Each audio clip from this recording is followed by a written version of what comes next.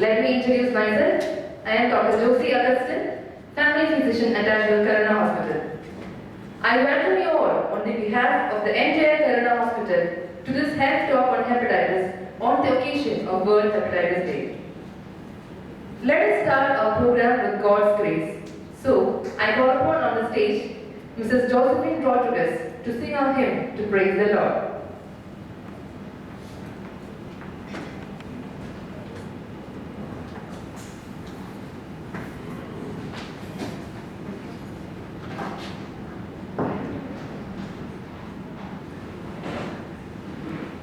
Let's sign ourselves in the name of the Father, and of the Son, and of the Holy Spirit. Amen. Please join me in singing, Shine, Jesus, Shine.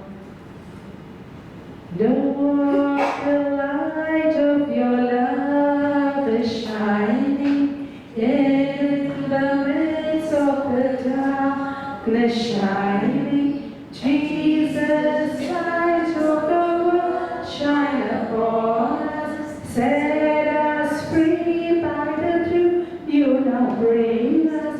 Shine on me, shine on me, shine, Jesus, shine, fill this land with the Father's glory, blaze, Spirit, blaze, set our hearts on fire. Flow, river, flow, flood the nations with grace and mercy. Send forth your word, Lord, and let there be light. Lord, I come to your awesome presence, from the shadows into your radiance. By the blood I may enter your brightness. Search me, try me, consume all my darkness. Shine on me, shine on me, shine, Jesus, shine, fill this land with the Father's glory, blaze, Spirit, blaze, set our hearts on fire. Flow, river, flow, flood the nations with grace and mercy. Send forth your word, Lord, and let there be light. Thank you, Josephine. That was really a wonderful, sweet voice. Now, let me welcome Dr. Bhatnagar, our medical director, to our function. I also welcome our nurses, our angels, to this function. I also welcome each and every one of you. Hepatitis is the world's deadliest virus after COVID-19. There are over 2 million new cases of hepatitis every year. More than 300 million people are living with hepatitis. It is the leading cause of liver cancer. So, on this occasion of World Hepatitis Day, we have our esteemed senior consultants, Dr. Moulina Khanna, Dr. Vidilata Kapakar, and Dr. Prerna Patel, to discuss on hepatitis. I welcome three of you, sirs and madams, to the function.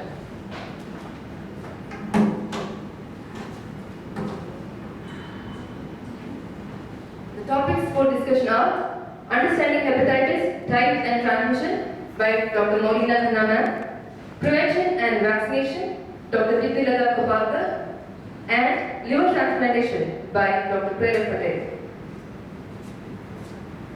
To speak on the first topic, let me call upon on the stage our senior gastroenterologist, Dr. Moulina Khanna.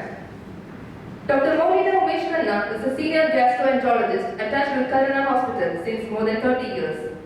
She has years of experience in GI medicine and has diagnosed and cured a number of patients with GI issues.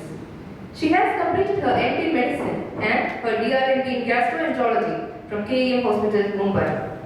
She is also the secretary of Mumbai Kidney Foundation, bringing intelligence and unwavering support to all MKS initiatives. Let me welcome Dr. Maureen Khanna ma'am to the stage.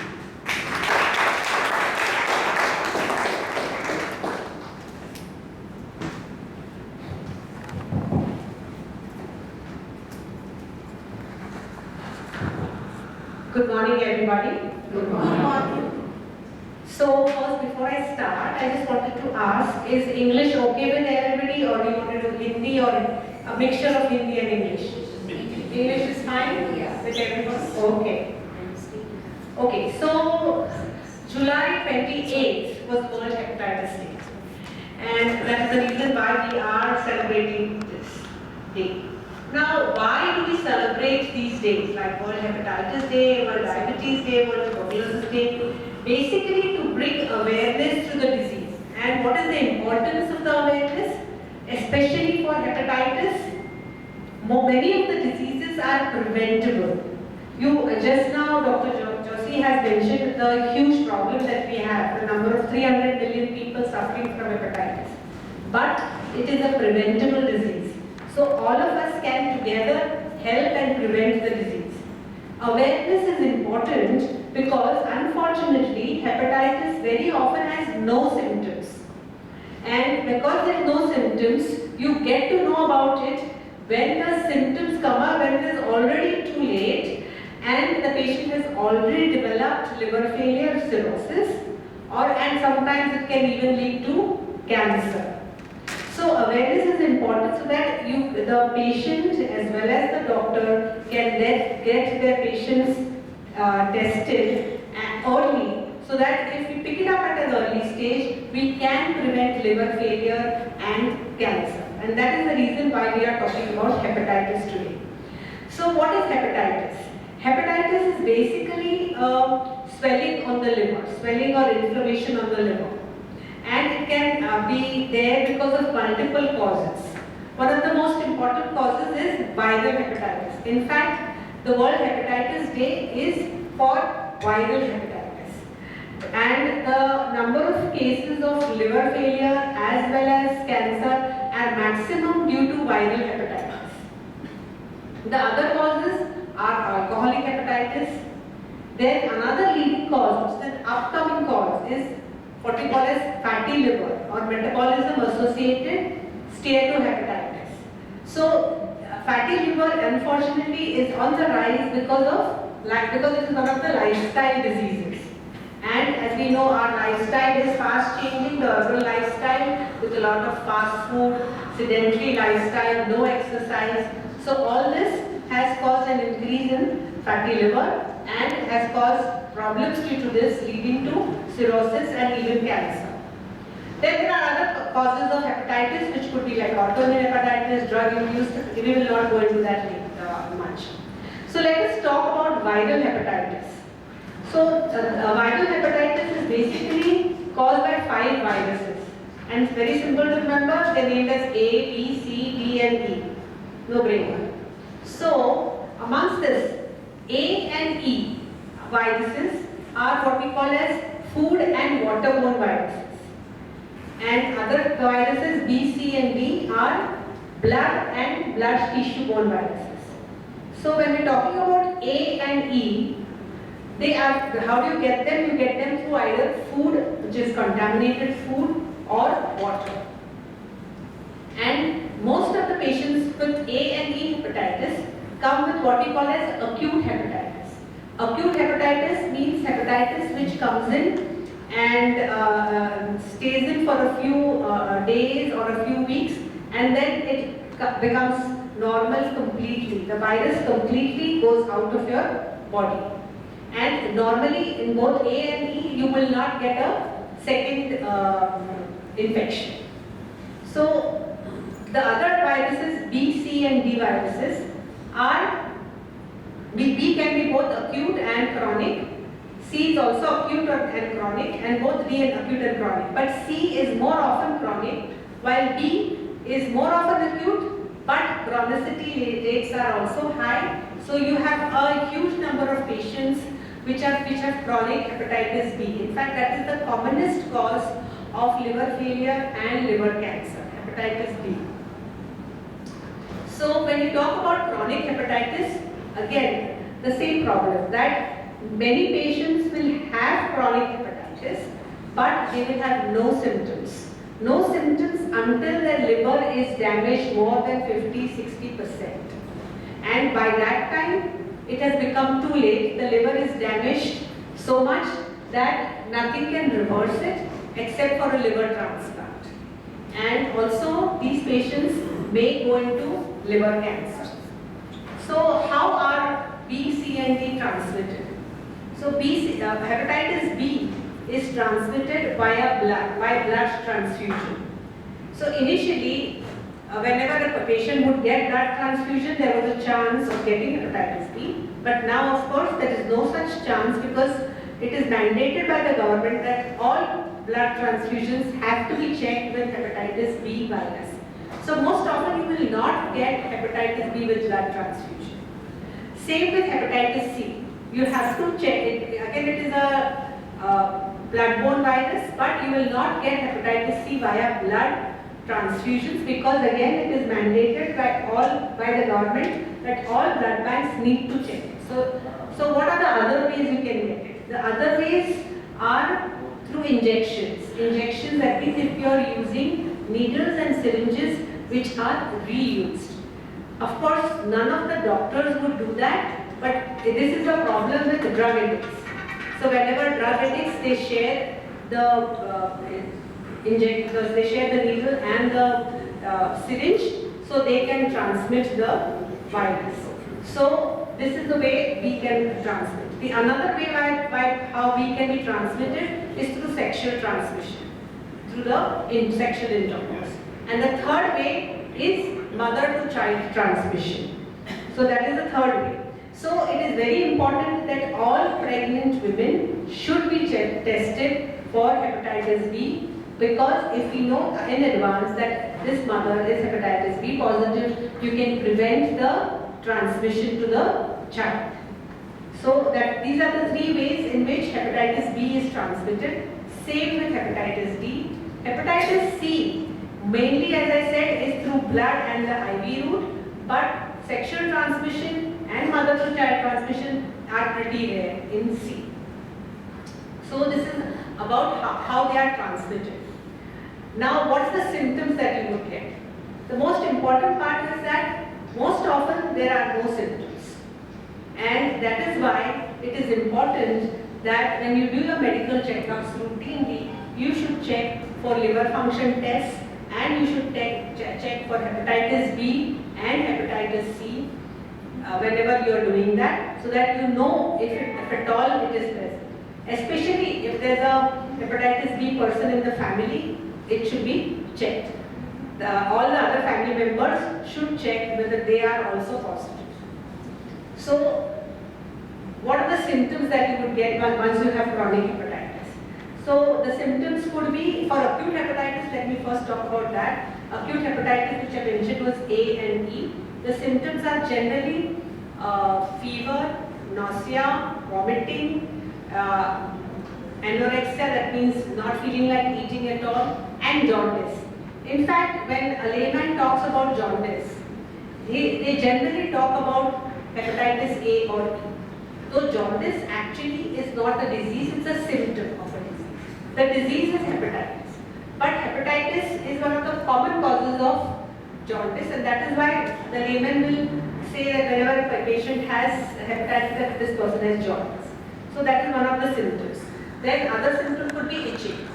And generally, all these symptoms improve within a month or two. Maximum they would take up to 6 months. So that is why it is called as acute hepatitis. Sometimes chronic hepatitis begins as acute hepatitis, but especially in patients with B and C viruses, they can remain in the body beyond 6 months and they go into chronicity. So if the jaundice doesn't improve, if the tests don't show improvement, you have to think about chronic hepatitis and check. But more often than not, chronic hepatitis is completely silent, asymptomatic. And these patients will only show something abnormal in their tests. In the later stages of their disease, they will show symptoms of, say, mild malaise, that feeling of weakness, not feeling up to the mark. Sometimes they will develop swelling in the feet. Then they will develop, sometimes mild jaundice could be present. And in the later stages, sometimes they can have blood vomiting or stomach filling up because of fluid filling up, what we call as ascites, etc. So these are all patients who have almost developed into cirrhosis. So it is important, and some of these can go into liver cancer. In fact, hepatitis B is the commonest reason for liver cancer. So it is important here to see that all of us get tested off and on whenever required for liver function tests as well as hepatitis B and C, and we keep this disease in check. In fact, the WHO has a goal that we should try and eradicate hepatitis B by 2030. Of course, it's a tall claim, I'm not sure it's going to happen, but unless we try, maybe it will take 5-10 years more, but we all have to do it. And these programs are important for this awareness. Thank you. Thank you, ma'am. That was really a wonderful talk. I hope all of you have understood about the different types of hepatitis. If anybody has any queries, it is open. You can ask. If any queries, please ask.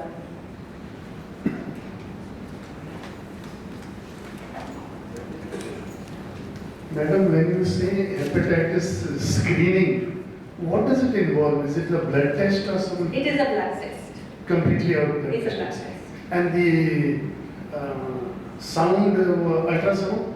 Ultrasound doesn't detect hepatitis, it detects a later stage of hepatitis, that is the cirrhosis. Cirrhosis. So when you actually have to do screening, it is mainly a screening with blood. But ultrasound is important because, as I said, nowadays fatty liver is increasing, and that is another cause of liver damage giving rise to cirrhosis. So ultrasound is important there because you can pick up fatty liver earlier than ultrasound. Thank you. Could you talk a little bit about fatty liver, please? Yeah, so fatty liver is definitely increasing, and the main reason for fatty liver is obesity, and second is diabetes. Fatty liver in about 10 to 20% of patients goes into what we call as hepatitis due to fatty liver, and again a small percentage of that will go into developing cirrhosis and sometimes even cancer. Most often fatty liver has no signs, no symptoms. It is detected only on either a sonography or sometimes a blood test will show an abnormal liver function test. So when that happens, and if you see that there is fatty liver, you have to do further tests to see whether the patient has, say, high cholesterol, high triglyceride, whether the patient has diabetes, and check all that. Tell the patient about lifestyle changes. The most important treatment of fatty liver is exercise and weight reduction. In fact, even a 10% of weight reduction can reverse your fatty liver partially. Unfortunately, there is no drug available for fatty liver. This is the only way you have to treat it, by exercise and weight reduction. Excuse me, ma'am. Hello, good morning, madam. I have a question regarding when we undergo the liver function test. In most of the cases, like if you happen to overcome that the GGT, that's very high compared to SGPT-OT. So, what can you comment on the high levels of only GGT? Yeah. So SGGT is a very non-specific test. It can increase even if you're taking on certain drugs. It can increase only if you've taken alcohol.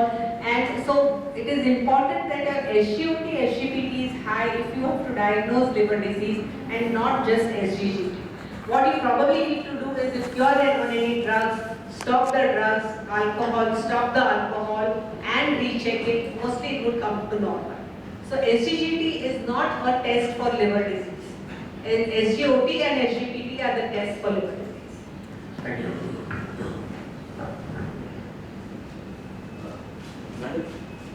Yes. Hello, ma'am. Ma'am, if my SGPT, SGOT has been remaining higher in the sense, higher than normal, usually it's below 20, okay, but it's been about say 35, 25 for a very long time, and I've been on medications at different, we all have been. So, is there any consequence to that over a longer period of time?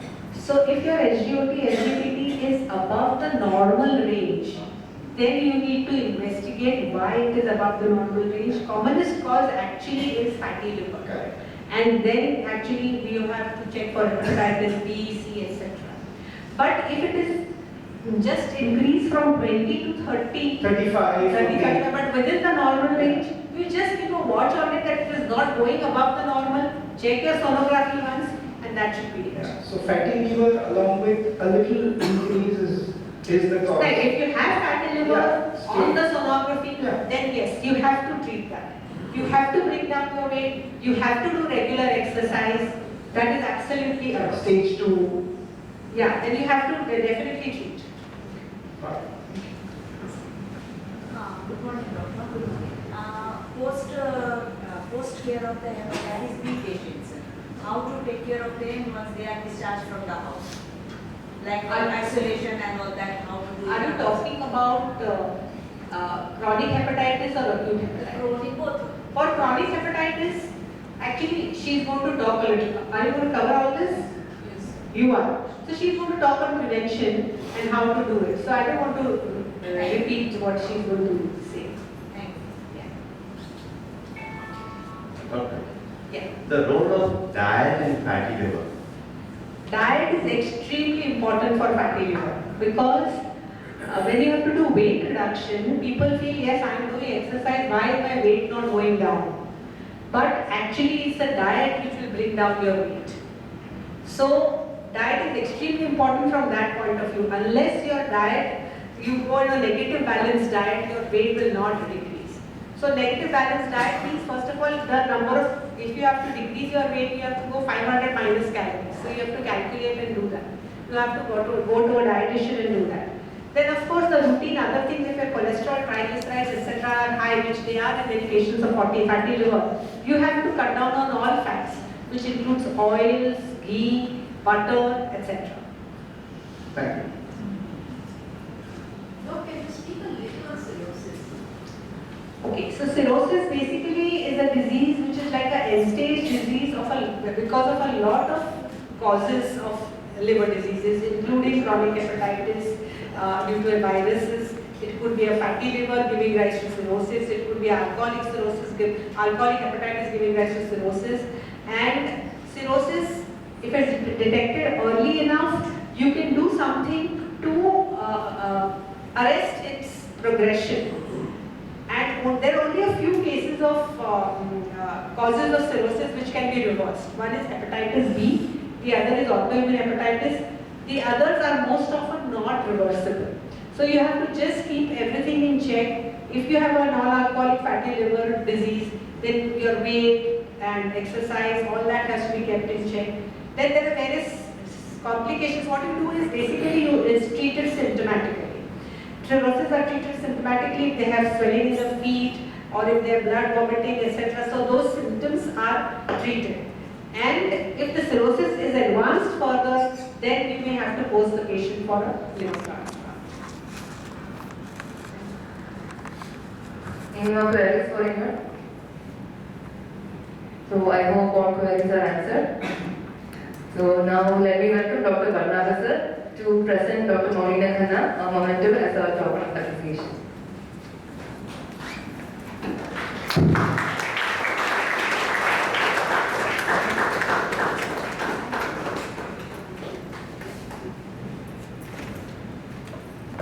Thank you, ma'am.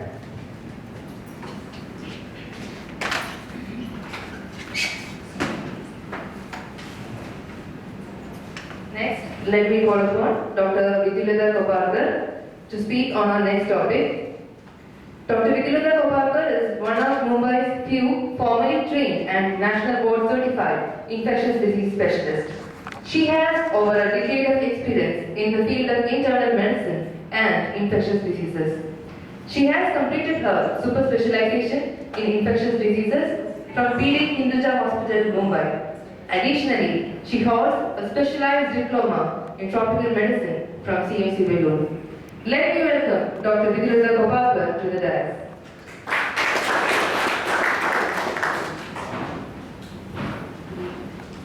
Thank you for those kind words, Dr. Joshi.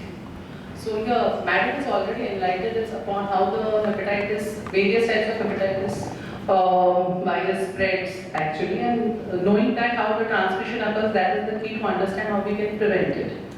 So, can you please push the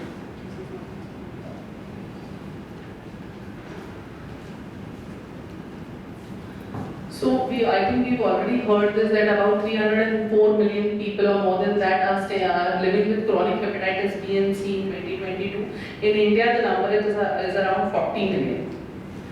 And this is the facts that all over across this is WHO data basically, where only babies who are born with hepatitis B, only 45% of them receive vaccination, whereas even in the Indian immunization program, now it has to be given, this vaccine is to be given at the birth itself.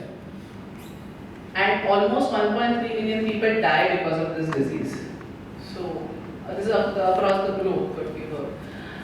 India, the situation is not that bad, but still around 40 million people are there. That's the Indian statistics. Now, if you see, already Madam has covered this, that there are 5 types of viruses, A, B, C, D and E. And she's already said that acute and self-resolving, there's no, you give it time and it resolves on its own, that is hepatitis A and E. Whereas chronic hepatitis B, C and D, these are the ones which are associated with liver cirrhosis and liver cancer. Because they enter the stage of chronicity. What do you mean by that? The virus actually stays in the body beyond 6 months. That is when we call it chronic. The other viruses A and E usually will not get into that stage, and they will not be a part of they will not be residing inside your body. So this is the most important thing. My main talk is on prevention, and that is prevention by vaccination. So hepatitis B is completely preventable. It's 100% preventable if you use the vaccine. So we've already heard about that. These disease sources are food and water. So first we just cover how we can prevent the common jaundice or hepatitis that we see, that is viral hepatitis, that is A and E. It is simply food and water borne. So you have to be most careful about your hygiene of the food that you are eating and the water that you are consuming. So of course there is a vaccination for hepatitis A, not for hepatitis E, but hepatitis A vaccine is there with a fair efficacy of around 85%. So I'll cover that in some time in the next few slides. So yes, proper your food handling and water before you touch your food, after you're using your washroom, then the washing of hands with soap and water is the most important thing to prevent, especially in this rainy season. The hepatitis A and E cases usually go up. Somebody asked about the prevention and or the care of that patient. So for the hepatitis A, if somebody in the family is suffering from hepatitis A, the most important thing is the hand hygiene only. The washing of hands, especially if possible, keep a separate bathroom for a month. That is the thing that you want to do. Otherwise, the rest is, even if you're using ice, buying ice, all those things, you make sure that you're buying it from a place where hygiene is really maintained. So it is all about hygiene when it comes to A and E. And of course a vaccine when it is hepatitis A. Hepatitis E can be especially very dangerous for pregnant females. So we have to be very careful in those cases also. Now hepatitis B. Madam has already covered this, that how does it spread? It spreads from the mother to her newborn. Now that is the most important thing. Many, even every week I at least have 1 or 2 pregnant females coming in who are hepatitis B positive. So of course I see the most, in my spectrum of patients will be different, but see, we do have this. So here it is most important that from mother to child the transmission has to be prevented. It can be prevented by first screening the mother. As madam said, you have to first diagnose. So screening is the most important. That is, screening is the blood test. Now sharing of needles, injecting drugs. That is the other way of transmission of hepatitis B. Madam has already enlightened upon this. Unprotected sexual exposure can lead to the spread of hepatitis B. It's very rare in hepatitis C, but in hepatitis B it is possible. Blood transfusion, now these cases have gone down. We don't have blood transfusion causing hepatitis B and C any longer because they are screened by very advanced tests. So how do you protect yourself from hepatitis B? As I said, sterile injections. Now that will be most important. One has to bear in mind that the ones who are using insulin at home. That also can be an important thing. So you have to be careful about that. So again, use of razors. Make sure that you don't share it. Again, somebody you were asking about the prevention. So that is one thing. Tattooing, piercing. Please make sure that your sources are identified. All new sets are opened every time. So that is very crucial. Vaccination against hepatitis B, and most importantly screen, because early diagnosis, like in your annual health checkups, whoever is undergoing annual health checkups, ones who are planning pregnancy, those people should always get tested for hepatitis B and C. And vaccination, so we will now come to that. Both are there, hepatitis A and B, either they are separate, but more commonly now they are together. A combo vaccine is there. So it is an inactivated vaccine. Why I have used this medical terminology here means anybody can take it. When it are live vaccines, we are worried about people with low immunity, certain age group cannot take it and such things. But these are vaccines which are very safe. Usually, what are for the hepatitis? For the hepatitis A, the 2 doses of 0.5 ml are given to IAP stands for Indian Pediatric Association basically, and hepatitis A, I am talking about hepatitis A first, and 12th and 18th month to the children they are giving. So anybody who is above the age of 1 year can get hepatitis A vaccine. If it is taken as an individual vaccine, there are 2 doses 6 months apart. Adults, the dose is 1 ml. For children it is 0.5 ml, always has to be taken in the arms, not on the buttocks. So it is a very good efficacy rates here. And there are no adverse effects that we have heard. So this is only injection site, one might get some pain, some swelling and some fever for 1 or 2 days, that's it. So this is again, the other one is the combination vaccine. Now what is the hepatitis B alone vaccine or the combination vaccine? So for hepatitis B, for covering hepatitis B, you need to take 3 shots. Suppose you take it on 1st of August, that is your dose 0. The next will come first month from 1st of August, that is 1st September. And then it will be from 6 months from 1st of August. So that way you calculate the 3 doses, that is 0, 1, 6. The dose in adults is again 1 ml and in children it is 0.5 ml. So that's all that you have to, and this will give you, in hepatitis B it's 100% protection. Definitely it is a vaccine preventable disease. Now is there a way to definitely know that covered here, because there is something called as anti-hepatitis B antibody titer. This is a blood test which can be run to see if the hepatitis B vaccine is in enough level in the body to prevent the disease 100%. So that also we advise to patients after 6th dose, after the 6th month, that is after the 3rd dose is over. So that's all in terms of vaccination. So basically, we have summarized, hepatitis is a leading cause of death, liver cancer, especially hepatitis B and C. Most important is to know your status. So we should screen for hepatitis B and C, and we can prevent a lot of deaths, and that is the target which Madam also mentioned in her last talk. But only if we act now. This is a way to reach this target. Okay, thank you. Thank you, ma'am. That was really wonderful session. We will have the queries at the end of the 2 sessions. Now, let me call upon Dr. Prerna Patel to speak about liver transplantation. Dr. Prerna Patel has completed his MS General Surgery from BJ Medical College, Ahmedabad in 2014. Following this, he has worked in the Department of Surgical Gastroenterology in SGPI Lucknow and Gangara Hospital, New Delhi for 2 years. Subsequently, he did his super specialization in surgical gastroenterology from PGI Chandigarh. To gain additional experience, he further did his fellowship in GI and hepatobiliary oncology from CMC Vellore and Tata Memorial Hospital, Mumbai. Dr. Patel has dealt with all cancers of abdominal organs, complex benign gastrointestinal problems, and abdominal emergencies. He also has performed minimally invasive surgeries, and routinely performs advanced, minimally invasive gastrointestinal surgeries. Let me welcome Dr. Prerna Patel. Thank you for the kind words. Good morning, everybody. Good morning. So, basically, my talk is very specific regarding the liver transplantation. So, as a GI surgeon, patient comes to us when they have already set into the cirrhosis. Both the madam has told about the hepatitis, but in the late stage of the hepatitis, patient goes into cirrhosis. That is irreversible stage. So, once that sets in, usually over the period of time, patient develops end-stage liver disease. Now, what is end-stage liver disease?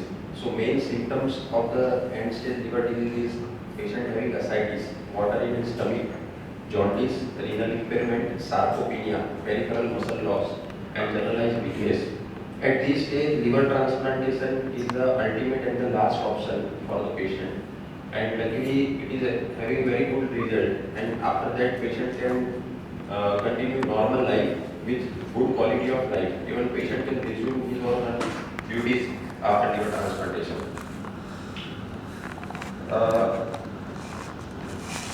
As it's not a simple operation, it is actually a very complex procedure. And usually the main problem with the liver transplantation for patient for end-stage liver disease is two. One is the cost. In India, currently in private sector, it usually costs anywhere between 18 lakhs to 25 lakhs. And second major problem is having a donor. Okay. In India, we don't have any much disease donor liver transplantation programs except in government setup. In my best of the knowledge, there are only 2 to 3 centers which are running disease donor liver transplantation program in the country. Rest of the private sector hospitals provide facility for the living donor liver transplant. So coming to the indication and the contraindication, as I previously highlighted, any patient with the cirrhosis having end-stage liver disease which is not controllable or manageable by the medicines, they should undergo liver transplantation. But before contemplating this major procedure on the patient, there are few contraindications where patient is above more than 60 or 65 years of age, having a lot of comorbidity and not anesthesia-wise fit for the surgery, and any previous history of malignancy, treated malignancy. These patients we don't offer liver transplantation. Apart from this patient, we can offer liver transplantation with end-stage liver disease. And from the donor side, the person who is going to donate part of his liver, he should be usually younger, within younger than 50 years of age. He should have no addiction and his liver should be healthy. If he fulfills all these criteria, then he should be a good donor. And one important factor between donor and recipient, there should be the blood group matching. We do non-blood group matching transplant also, but most of the time the blood group should match. Once the donor and recipients are agree and everything is fit, then patient can undergo transplantation. Now usually the recovery period for success after successful liver transplantation is almost 2 weeks. 10 to 15 days is a usual recovery for the recipient. Donor can get discharged within 5 to 6 days. Donor mortality is very crucial in this operation because he is a healthy person who is giving his liver to the recipient. So there should be very less risk to his life. And with the advent of recent advances in the liver surgeries, this mortality has come down drastically with rough estimate are around 1% in $1,000 which lose life after the operation due to complications. So that is pretty less. On the other side, recipient mortality after the operation is around 5%, 5 to 7% in well experienced hands and at hospitals where routine liver transplantation program is going on. Once the patient recovers from the surgery, another major point to consider is he will be on the lifelong immunosuppression. Okay, so he will bear the cost of immunosuppression also throughout the life, and that will cost somewhere around 7 to 8,000 rupees a month. So at present, main issue in India for liver transplantation is the cost, and that is why sometimes even needy people are also not getting transplant done. But whatever my experience in liver transplant is, actually after surgery, patient will recover very good if there is no surgical complications, and he will have quality of much better than when he had at the end stage liver disease, and everything will get reversed. Jaundice, ascites, even he will get muscle mass also.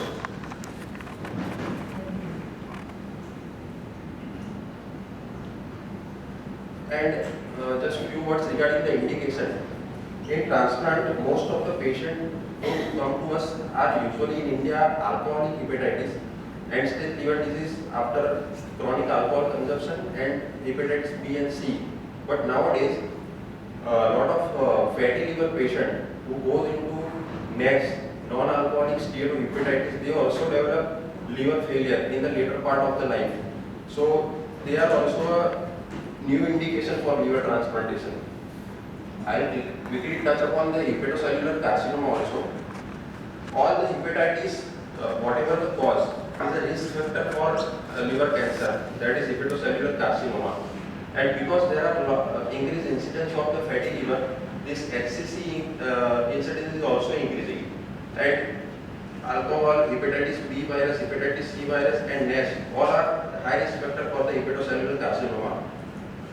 With the progress in science and transplantation, now transplant can also be a cure for hepatocellular carcinoma.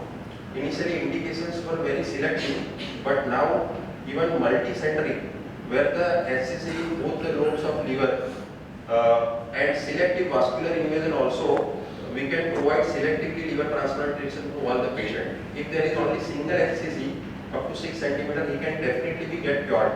But now extended criteria involves even multicentric HCC, we can offer cure to this patient. And another important thing is that these patients of cirrhosis have portal hypertension. So liver transplantation will not cure only cirrhosis, it will reverse portal hypertension also. That's all from my side. If any questions are there, I am happy to take the questions. Thank you, sir. That was a wonderful presentation. Now let me call upon Dr. Vidyalata. Also, sir, you can sit here. We can have the question answer session. So, if any of you have any queries, please ask.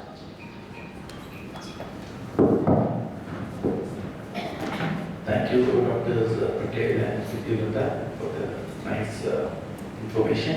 This question is to you, madam. You spoke about the vaccination for hepatitis B, and it's lifelong at least. And you said that the efficacy can be checked by taking the titer level. For health professionals like us, maybe who are prone to imbibing hepatitis into patients, needless taking injuries and all that, can a booster dose or something be just taken as a prophylaxis, or is it not necessary? No, now the booster dose it is not into the recommendations. What is recommended is for healthcare professionals, you check the titers after the third dose, 6 weeks after the third dose, and if they are good titers, usually anything above 200 to 50 is very good at that time. Then you don't need a booster for the lifetime. Because over a period of time, the titers are known to go down. But once you know that they had achieved that, then it's enough. So boosters are not usually recommended. I'm talking about somebody having taken a dose of 25 years back. So for those patients, what we are doing, like first this logic is not there. So suppose you've taken it long back, then you can go ahead and do the titers today. If the titer is above 10, then you can go, then you need not worry at all. If it is below that, you have to do the complete vaccination series. All the 3 series? Yes, all the 3 series. 0, 1, 6. 1 and 6. 0, 1, 6. Yeah, another question to Dr. Patel. How much percentage of the liver mass do you normally transplant, especially if you're taking it from a live donor? So usually for adults, the right lobe we take, okay, that accounts to almost 50%, 50 to 60%. in normal liver, if we leave anything more than 25% is enough. So we can safely remove up to 70% of normal liver for transplant. But taking a margin of safety, we usually take around 50-55%. That is the right low actually. Any minimum age limit after which liver transplant is contraindicated? So I told actually we prefer to transplant whose life expectancy is more than at least 10-15 years when patient present to us. Okay. But roughly we don't encourage transplant for any patient who is above 70. Thank you.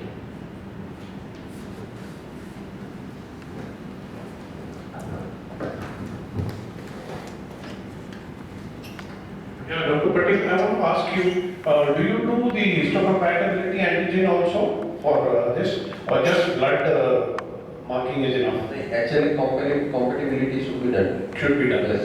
And how long does the full recovery of the donor take place? Absolutely normal lifestyle. You're saying hospitalization 5-6 days, but how long can you go back to say active exercise or active living? 3 to 6 months you should avoid just weight gain. Okay. Because there is a large scar. Right. But nowadays, those hospitals or centers where they are only doing transplant, they are now doing with minimal invasive surgery. So Right. that morbidity is also gone. Because they are with only small 4-5 codes. True. So Right. their patients recover well and they can do any work after 10 days. Great. What's the length of, say, after the transplant, what is the length, average length a patient stays alive? 10 years, 15 years? How much is it? Recipient. Just, you're not an astrologer, I know, but that's what Recipient. Yes, recipient. Yeah. So, sir, anywhere we can see, it all depends on how is the general condition of the patient and any other diseases he have or not. Right. Suppose patient is having heart ailment or diabetes. Comorbid factor all always, will, that's true. all will definitely impact the overall life. But we should expect anywhere more than 10 years. So long-term survival after transplantation for 10 years is up to 70 to 80%. That's great. Thank you so much. Any queries?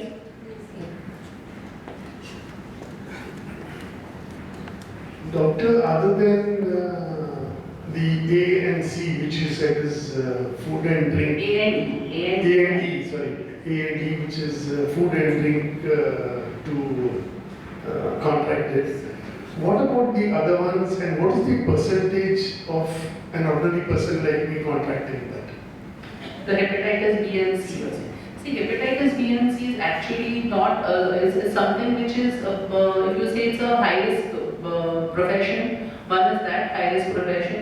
But all of, if you, in the rural areas and all where we can't speak about the needles. I mean, in those places, there is no estimated incidence as to how much of them are getting, because see, it's a 30% risk with the needle stick injuries. If anybody has to get suppose if it is not a sterilized needle and one has to get a shot, okay, for that patient there is a 30% risk. So this becomes a factor more so in the rural areas. But if you are asking the general population what is the risk, so no, it is usually in the high risk groups like medical care, healthcare professionals, people on dialysis, people who have to get recurrent blood transfusions. It is more in those high risk individuals, or the ones who are injection drug abusers or who have multiple sexual partners. It is more so the incidence is much more in those patients population. And what is your recommendation to take the vaccine? Is it a must or? For A or B? No, say for me, if I have to think about hepatitis, do I go in for the vaccine or? See, that is always going to be admissible because of what is hepatitis B. That part we haven't covered. It's a lifelong disease. It's a lifetime diagnosis. The hepatitis B is never going to get cured. If a patient comes to me with who's hepatitis B positive today, I am going to tell him, okay, every year I will keep a watch on you whether you need to start the medicine. If I start the medicine, it's a lifetime medicine. It's a lifetime diagnosis. So here we are talking about a disease which is going to be with you forever. It's not going to make, especially hepatitis B. Now that's not the story with hepatitis C. There is no vaccine also for hepatitis C, but hepatitis C is 100% now treatable. Okay, except that if you have diagnosed it at a very late stage, then whatever damage that virus has done to the body, that will not get cured. But with the medications, 3 months medications, hepatitis C is 100% treatable. But hepatitis B is going to be with you for lifetime. So yes, it's always addressable. Especially in future, I don't know what is the status, but patients who develop kidney disease, chronic kidney disease, for them these vaccinations are nearly mandatory. Because through dialysis they can always get this infection, and then you don't want an added problem. The kidney is already at a problem, you don't want the liver to get a problem. So yes, we always advise for vaccinations for every month. So in children, so now as I said, it is a part of our Indian immunization program. So for them to be, for the children, they are getting it at birth, and then 1 month later and 6 months later with the other vaccines. So your recommendation is that we should take the vaccine Yes, now? for hepatitis B, yes. Because as I told you, it is an inactive vaccine, it's a kill vaccine. So there is no, of course, any vaccine should not be taken if the patient is right now suffering from a viral infection or loose motion, something. If you have an infection right now, you don't take, but yes, you should, all of us should consider vaccination. And the vaccine will prevent you from getting the hepatitis B? Yes, from the hepatitis B, yes. So additional for your would be that you will do that titer. If you do the titer, then you have the proof also that it will be effective. But yes, it is effective in general. For general population, we are not asking titers, but yes, as we ask for medical professional, we mandate titers. Thank you. What is titer? Titer is the level of the what? Titer is the level of the antibody that will be created after this vaccine. You are taking a vaccine to create that hepatitis B antibody. So the measure of that is called as the antibody titer. Anti-hepatitis B antibody titer is the actual.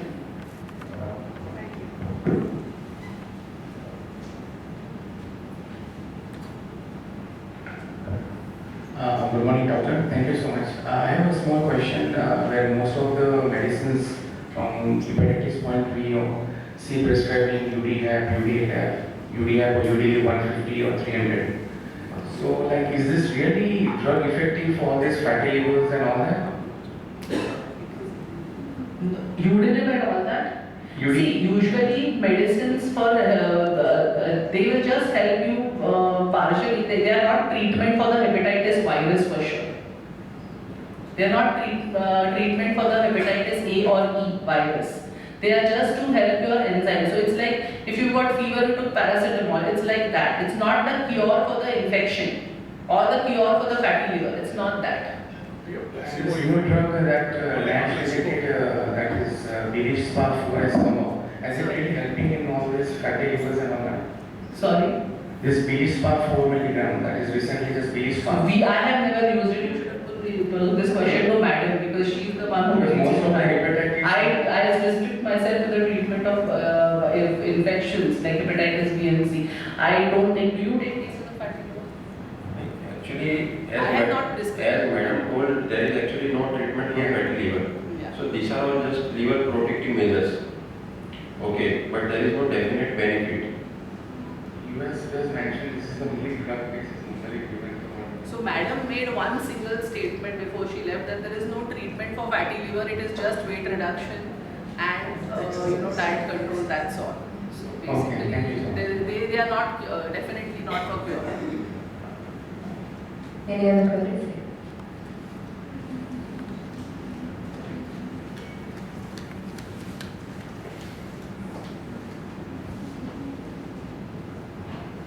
About hepatitis B, once they take vaccination, they complete their full first and second and then sixth one after the first vaccination they count, as we explained it. Sorry, I did not. Vaccination we explained about the hepatitis B. Yes. First and then first one and then second one And the third. and the 6 months after the first. Third. Yes.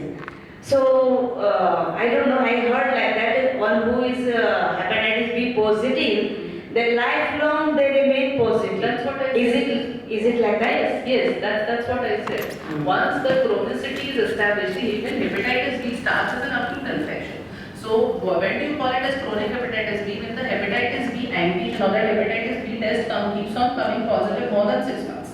That is the time when you start calling it as a chronic condition. And once that is why we are emphasizing on vaccination for all, because it is once positive, it's going to be positive.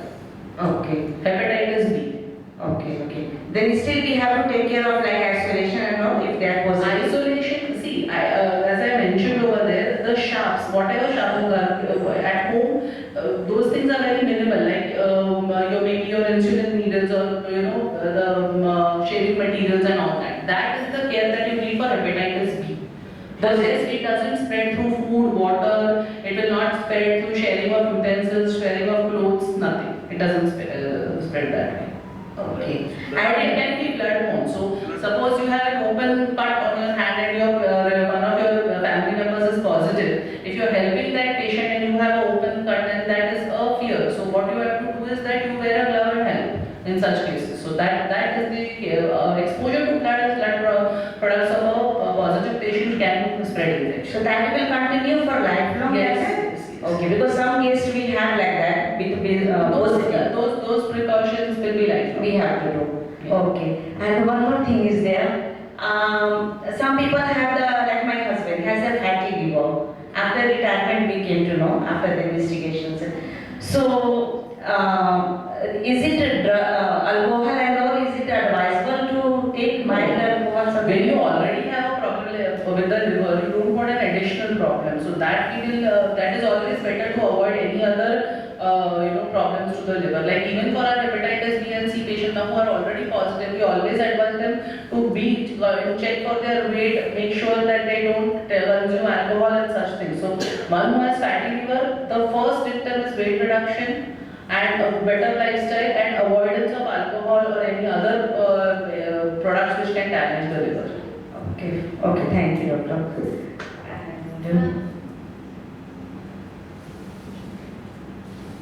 And Dr. Patel said about the blood group. Is it like B positive, something is there like AB positive, and somebody is going to donor liver. So that person also should be AB positive? So main blood group should be same. But if there is Rh incompatibility, positive, negative, okay, there are B positive, B negative. Yes. Only Rh incompatibility donor and recipient we can do with preoperative immunosuppression. Okay. But main blood group should be same. Ideally it should be B positive with B positive. Okay, doctor. And sometimes we have the gallbladder obstruction, stone. So in the duodenum, that also causes the jaundice. Is it like that? What? Can you explain about that, doctor? Because many of us we don't know about that. How causes the cancer? No. Jaundice. So basically there is a one common bile duct which drains bile from the liver, Yes. small intestine. Yes.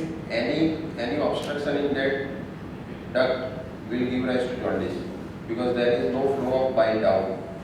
You understand? Yes. So it is a very common cause of jaundice. Jaundice. And we routinely treat that patients. Okay, thank you so much. Any queries? So, does anyone have any queries?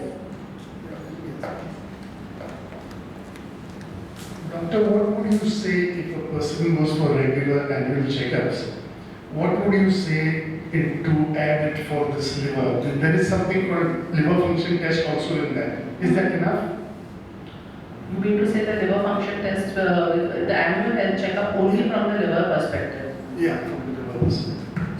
You should get tested for hepatitis B and C as an additional part because many a times we get patients, as madam already mentioned here, that there are no symptoms until more than 90% of damage is occurred to the liver. So wherever you have annual health check packages which include hepatitis B, hepatitis C, they should be preferred. Okay. And especially those who are not, because your age group has not received vaccines. It was never that, so you should definitely consider. For children and all now, the vaccination is a part of the, for almost 15, 20 years now, more than that, it has been a part of Indian immunization program. That means it is mandatory vaccine. And when you say non-alcoholic fatty liver, that is due to diet. Yes. It is due to, that's what Madam also mentioned, that it is a lifestyle disorder. It's because of the obesity, because of lack of exercise. That's the primary reasons for fatty liver. Okay, and you have something called alcoholic also fatty liver, something? No, alcoholic liver disease is a different thing. It is two different spectrums. It is first the patient, if the patient is alcoholic, then you discuss about alcoholic liver disease. So all this fatty liver is actually termed as a non-alcoholic liver disease. Okay, so basically it is diet and lifestyle. Yes. Thank you. Our health talk has come to an end. I hope all of you have your doubts cleared, and I hope all of you have gathered a lot of information regarding hepatitis. Now, let me call upon Dr. Sister Roshan, our administrator, and also Dr. Varnagar to present mementos to our speakers. Just, sir, one thing, you asked me regarding the HLA antigen. So that criteria is not that strict for liver transplant compared to renal transplant. Renal, that's what I asked. Yes, yes.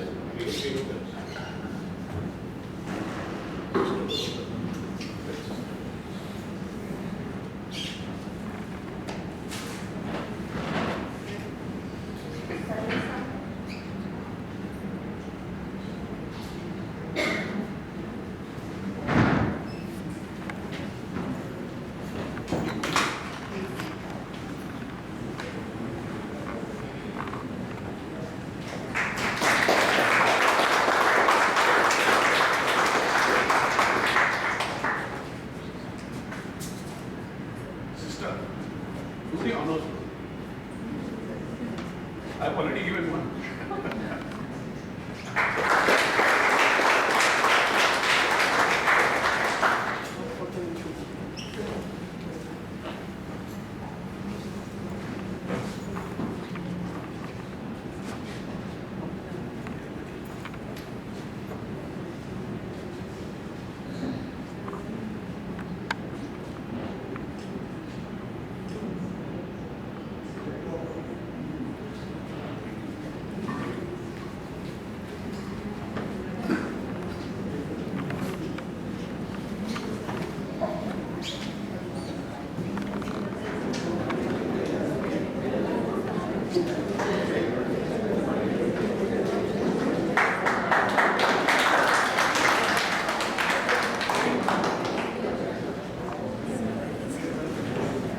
Thank you all.